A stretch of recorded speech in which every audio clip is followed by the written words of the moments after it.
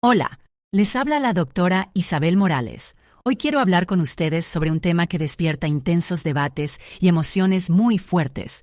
Imaginen esto. Sus padres envejecen. Alguna vez les tomaron de la mano cuando caían, les enseñaron a montar en bicicleta, les ayudaron a levantarse después de las derrotas. Pero ahora las fuerzas se van, la salud se deteriora, la memoria se confunde. Ya no pueden valerse por sí mismos. Y frente a ustedes aparece la decisión más difícil: llevarlos a vivir con ustedes o ingresarlos en una residencia de ancianos.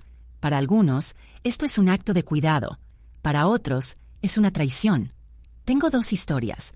La primera es sobre una mujer que decidió llevar a su madre a una residencia. La segunda es sobre un hombre que se llevó a su padre a casa. Son historias opuestas, y la segunda resulta aún más dura que la primera.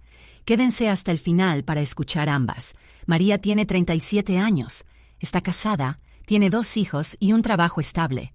Todo marchaba con normalidad hasta que ocurrió lo que más temía. Su mamá sufrió un derrame cerebral. Después del hospital, los doctores fueron claros: ya no podría vivir sola. Las primeras semanas, María intentó hacerlo todo por su cuenta. En la mañana, los niños, desayuno, uniformes, el tráfico rumbo a la escuela. En la tarde, la oficina, reportes, llamadas, clientes. En la noche, su madre, medicinas, inyecciones, curaciones. Y en la madrugada, llamadas desesperadas: María, ven rápido. Me caí, no puedo levantarme. Ella dejaba todo y se lanzaba en el auto por calles oscuras. A veces sentía que se dormía al volante del cansancio. Su esposo empezó a decir cada vez con más frecuencia: vives más en casa de tu mamá que aquí. Los niños crecen sin ti. Estoy perdiendo a mi esposa. Un día, su hija le preguntó con inocencia: Mamá, ¿por qué siempre estás con la abuela? ¿Acaso nosotros no te importamos? Esas palabras le dolieron más que cualquier reproche. María sentía que estaba fallando como madre y también como hija. Se convirtió en una sombra: dolores de cabeza, insomnio, lágrimas en silencio durante la noche. En la oficina comenzaron los rumores. Ya no puede con todo. Hasta que un día su jefe le dijo sin rodeos: o tomas un descanso o buscamos a alguien más. En la consulta, el médico fue todavía más directo: usted tiene agotamiento nervioso, así no va a resistir mucho. Piensa en un centro especializado. María lloraba. Se sentía culpable, pero en el fondo entendía que, si seguía así, destruiría a todos a su alrededor. Comenzó a leer reseñas, buscar lugares, comparar opciones. En su cabeza se peleaban 2 voces: debo hacerlo sola y no puedo más. Finalmente eligió una residencia privada. Habitaciones limpias, médicos de guardia las 24 horas, fisioterapia, talleres, hasta conciertos. Cuando llevó a su madre por primera vez, ella miró alrededor y sonrió. Aquí se siente paz. Tal vez sea mejor así. Pero la familia explotó en críticas. Traicionaste a tu mamá. Ella vivió para ti toda su vida y ahora la dejas con extraños. Su esposo, en cambio, la abrazó y le dijo: ahora volvemos a ser familia. Los niños recuperaron a su madre. Aún así, María seguía sentándose en la cocina de madrugada, mirando al vacío, murmurando para sí misma: ¿hice lo correcto o la traicioné? La historia de María muestra con claridad los argumentos a favor de las residencias de ancianos. Atención profesional. Ni la hija más dedicada puede reemplazar a un médico o enfermera.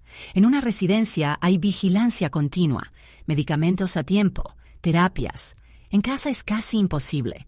Preservar a la familia. María tenía esposo e hijos. Si seguía sola en esa carga, su familia se habría roto. La residencia fue la única manera de salvar su matrimonio y a sus hijos. Los padres no quieren ser una carga. Su madre misma lo dijo: no quiero arruinarte la vida. Aquí estoy mejor. Muchos adultos mayores piensan igual. Vida social. En el centro, su madre hizo nuevos amigos, practicaba ejercicios de gimnasia, incluso cantaba en un coro. En casa la esperaba la soledad y la televisión. Menos conflictos en casa. Antes, la tensión en el hogar de María era constante. Discusiones con su esposo, reclamos de los hijos. La residencia redujo esa presión. Para María, esta decisión no fue una traición. Fue la única manera de salvar tanto a su madre como a su propia familia. Y ahora viene la segunda historia, y es más dura que la primera. Alejandro. Su padre había sido albañil, un hombre que cargó bultos de cemento, colocó ladrillos y levantó casas durante toda su vida. Fuerte, confiable, con carácter firme. Pero un derrame cerebral le arrebató esa fuerza. Ya no podía caminar y apenas lograba hablar. Alejandro no dudó ni un instante. Es mi padre. Él me levantó cuando yo caía de niño. Ahora me toca a mí. No lo voy a abandonar. Los primeros días estaba lleno de determinación. Movió los muebles del departamento para hacer espacio a una cama especial. Compró una silla de ruedas traída del hospital. Le dijo a su esposa con convicción: «Vamos a poder con esto. No será por mucho tiempo. Él se va a recuperar». Pero las semanas se convirtieron en meses. El olor a medicinas y hospital se impregnó en las paredes. Pañales, ungüentos, curaciones, gritos nocturnos, tos interminable. Cada noche Alejandro dormía en el suelo, junto a la cama de su padre, para escuchar cualquier gemido o campanilla de aviso. A veces despertaba porque su papá le tomaba la mano y susurraba: «Hijo, agua». Su esposa cada vez hablaba menos. Preparaba comida, ayudaba a los niños con las tareas y luego se iba a dormir a otra habitación, hasta que un día Alejandro la sorprendió con una maleta en la mano. «Ya no puedo más. Tenemos 2 hijos. Todo el departamento es como un hospital. Estoy perdiendo a mi esposo. Ellos están perdiendo a su padre. No quiero divorciarme, pero si esto sigue otro año, me voy». Los niños comenzaron a evitar al abuelo. No entraban en su cuarto. Una noche, el más pequeño preguntó: «Papá, ¿por qué el abuelito grita tanto en las noches? Me da miedo». Pero Alejandro siempre respondía lo mismo: «Es mi padre. No lo voy a dejar». Pasaron los años. Alejandro dejó de ver a sus amigos. Nadie quería visitar una casa que parecía sala de hospital. En el trabajo lo toleraban, pero un día su jefe le dijo con dureza: «Estás arrastrando al equipo. Piensa qué es más importante, tu empleo o este cuidado». Alejandro adelgazó, encaneció, se convirtió en una sombra. Sus manos temblaban del cansancio. Tenía ojeras profundas. Muchas veces pensaba: «Ya no vivo, solo existo para mi papá».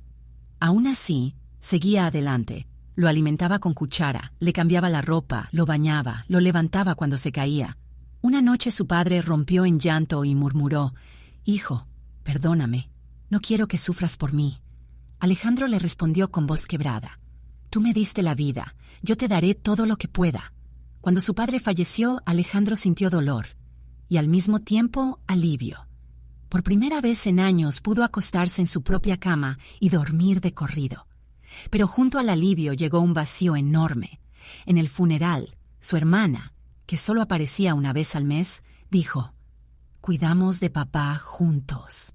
Alejandro explotó: «No, yo era el que le cambiaba los pañales en la madrugada, yo lo cargaba en brazos. ¿Dónde estabas tú cuando perdía a mi esposa, cuando mis hijos lloraban? ¿Dónde?». Tiempo después le confesó a un amigo: «Sé que hice lo correcto, pero a veces pienso, si lo hubiera llevado a un asilo, tal vez habría salvado a mi familia, tal vez me habría salvado a mí mismo». La historia de Alejandro refleja claramente los argumentos en contra de las residencias de ancianos. El deber moral. Los padres nos dieron la vida. Para Alejandro, esa era una ley absoluta. Había que devolverles el cuidado. El miedo al abandono. Temía que su padre muriera con la idea de que su hijo lo había rechazado. El vínculo familiar. Creía que el hogar debía ser el lugar donde las generaciones se apoyan. Separar a padres e hijos significaba romper la familia. La presión cultural. En su entorno, enviar al padre con extraños se consideraba una vergüenza. Para él, habría sido perder el honor para siempre. Pero si miramos más allá de las historias individuales, todo depende del país y de la cultura. En Estados Unidos y en gran parte de Europa, las residencias de ancianos son algo normal. Allí la mayoría piensa que es mejor recibir atención profesional que depender de un hijo o una hija, agotados, que ya no pueden con todo. En Asia, la visión es diferente. En China existe un dicho: un hijo en casa es el bastón de la vejez. Allá se cree que los padres deben vivir con sus hijos hasta el final. En Japón, cuidar a los padres ancianos no es solo un deber, es una cuestión de honor. Y en América Latina, lo común es que varias generaciones vivan bajo el mismo techo. El abuelo y la abuela no son vistos como una carga, sino como el centro de la familia, quienes transmiten la memoria, los valores y hasta la unión entre hermanos, hijos y nietos. Para muchos, pensar en un asilo suena como renunciar a esa identidad familiar tan arraigada. Pero hay preguntas aún más duras. ¿Qué pasa si los padres fueron crueles, si humillaron, maltrataron o destruyeron la vida de sus hijos? ¿Deben esos hijos volver a sacrificarse por ellos en la vejez? ¿Y qué ocurre en el caso contrario? Padres que fueron un ejemplo de amor y entrega. Y aún así, los hijos terminan enviándolos a una residencia. ¿Eso es cuidado? ¿O traición? Y está también el tema del dinero. Hay familias que deciden llevar a los padres a un asilo para liberar una casa o un departamento, o incluso para acelerar una herencia. ¿Eso es un acto de cariño? ¿O un cálculo frío?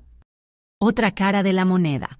Familias adineradas que pagan por residencias de lujo con piscinas, conciertos y masajes. Los padres lo tienen todo, excepto lo más importante, la cercanía y el calor humano. ¿Eso es amor? ¿O simplemente una manera de comprar tranquilidad y sacarse la responsabilidad de encima? Y ahí está la paradoja. Llevar a los padres a una residencia puede significar darles cuidados médicos y atención constante, pero también quitarles la calidez del hogar. Mantenerlos en casa puede significar brindar amor y compañía, pero también arriesgar la estabilidad de la propia familia y de uno mismo. Mañana esta decisión podría estar frente a ti. Por eso ahora no te hablo en general, te hablo a ti, directamente. Si mañana tuvieras que decidir, ¿llevarías a tus padres a un asilo? ¿Eso es un acto de amor o una rendición? ¿Es fidelidad o egoísmo?